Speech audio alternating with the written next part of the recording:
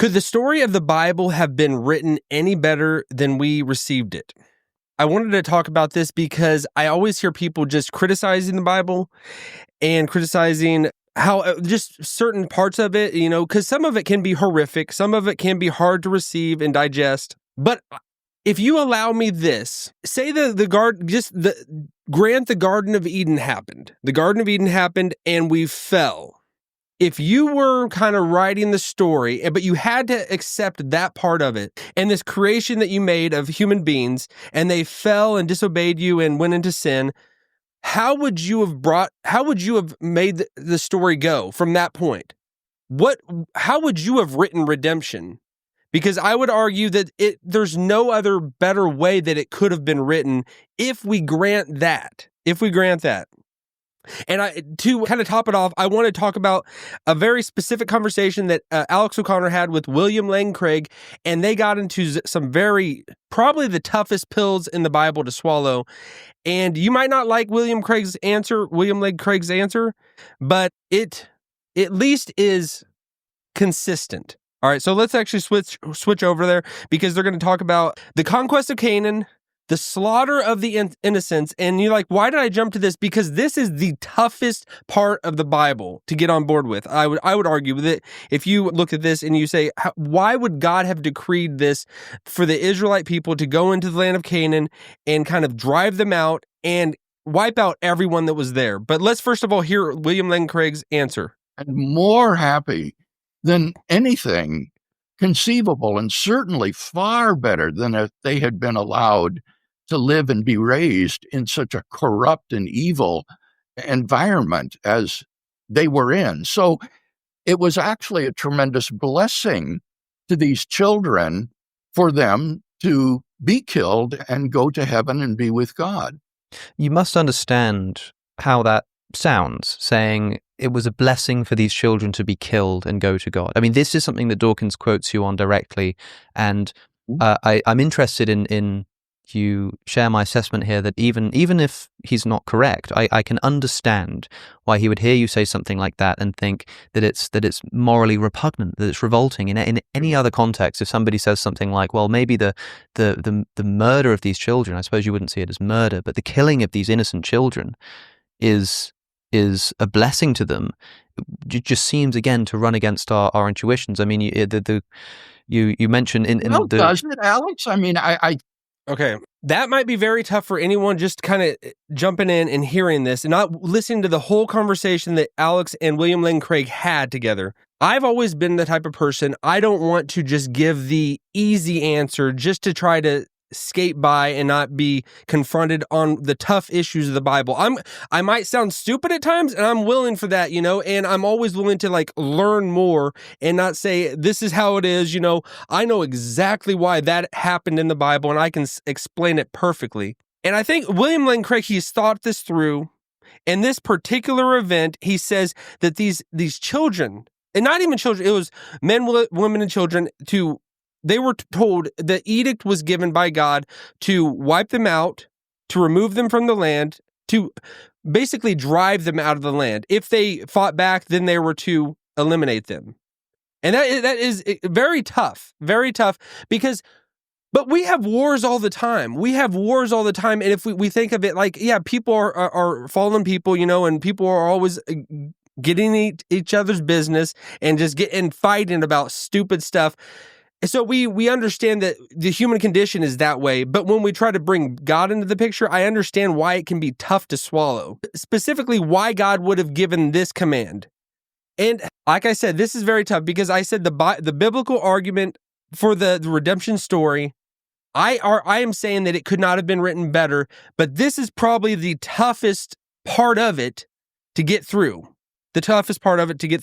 And if we back up a bit and just if you would grant me this of that we are fallen, that people are corrupt, nobody's perfect. You've heard that one before. And if we did fallen and we are here, how is God going to make things right? If he promised, he told Adam and Eve, he actually just told Adam, he told Adam the command, if you eat of the tree of the knowledge of good and evil, you will surely die. And then Adam tells Eve, don't even look at it, don't even touch it. But then they do, and they just bring us in and they throw all of the rest of their children, us who are here, into this mess. How is God going to make it so that we can be restored? How is he going to make it so we can be restored and back to a right relationship of him? If God cannot look at sin, if God cannot look at evil, his eyes are too pure to look at anything wrong or evil. How do people that are fallen and that have disobeyed him, how do we be brought back together? I would say like the simplest argument is, in defense of it, is the way that it went about. That God promising these events that he would send in a redeemer to bring us back to himself. And the way that it's just outlined, it might not seem it's like perfect, but for me, it seems like there's no other way because there's no other explanation. You could say, oh, God would just say, oh, it's all good. I forgive you. We're going to just start over. But if he did that, we would be wiped out. The whole point of redemption is to show grace. God didn't give grace to everyone. He didn't give grace to the angels when they disobeyed him, but he somehow decided to give grace to Adam and Eve and to their posterity or to their descendants. I cannot think of if you have a better idea of how the story could have been written to bring people back, I would love to hear it. I would love to hear it because I always see people criticizing what it says in there. And if you zoom in to particular events, just like we read of Israel going into the promised land and driving the people out, and at times they were given the command to wipe everyone out. That is very tough. Like, why? But you can't just take things in a vacuum and just say, well, for no reason he's doing this. It's all set up, just like any event that you are talking about, you have to set the stage.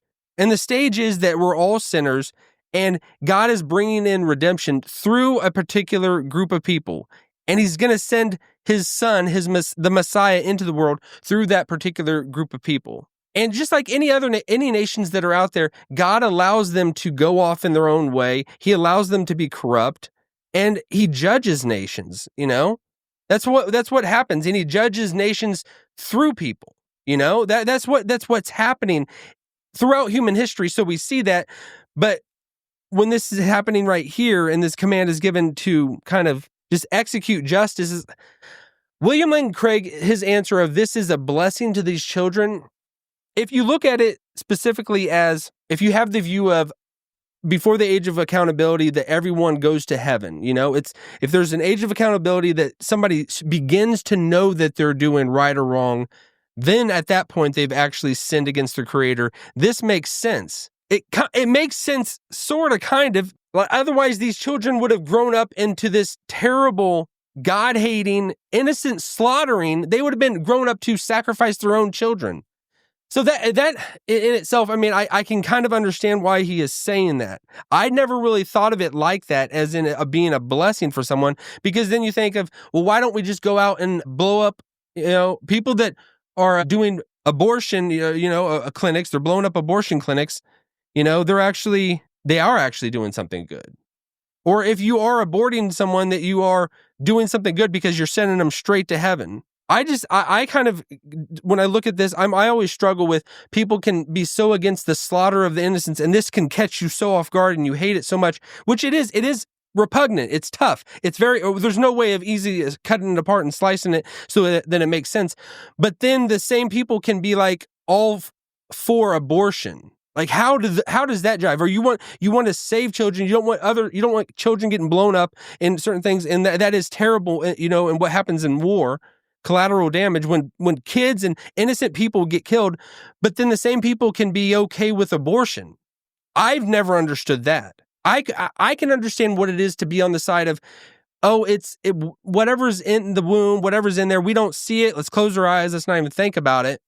Because before I became a Christian, that's how I was. I was like, let's remove it. Why would I care about something in someone's stomach? Why would it matter? I don't see it. But since I've become a Christian, now I would say that is terrible. But I'm trying to be as consistent as possible. So this is a very tough text in the Bible to kind of understand what's happening. But the story of redemption plays out that God is sending his Messiah in. He's bringing it through the nation of Israel. They are the chosen nation because it's the one who he chose to bring his son into the world. When Jesus came on the scene, nobody argued his credentials in the sense of he's the son of David. They could have easily thrown that one in his face, say, no, we got records. The temple is still up and going. We have all the records of whose lineage is who. Yeah, we can say you're not a son of David. You did not descend from David, Jesus, and just immediately disqualify him from being the Messiah.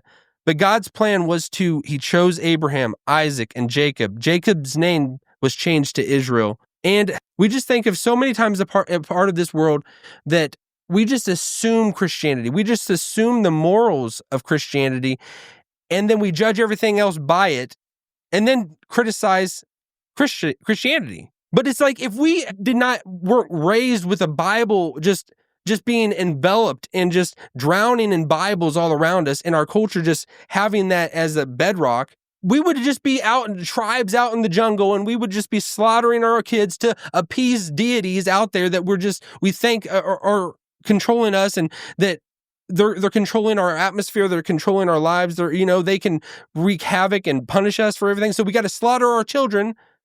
And it's like those people were slaughtering them to appease the deities, but now we're slaughtering the innocents in the womb to appease God knows what. I would still argue that there is no better way, that the way that the Bible is written out, the redemption plan, there is no better way. If you grant that we fell into sin and the Garden of Eden happened and we are deceived and we are all in rebellion to God, how is God going to make peace with us? He doesn't have to give us grace or mercy, but he decided to do it, and this is the way it happened. What other better way could there have been to explain it all? How could God have made things right with us and brought us back into communion with him without the way it plays out in the Bible? The toughest part is definitely the Canaan conquest, like we talked about, and might not have convinced you at all. I understand it happened, and trying to say that it, like, a reason why it happened like that it's tough, and we can have different explanations. William Lane Craig's answer was just, it was consistent. It was a blessing for these children that it happened, but it doesn't really still sit well. So, all right, if you've enjoyed this video and you want to continue this conversation, hit this link right here, and I will see you on the other side.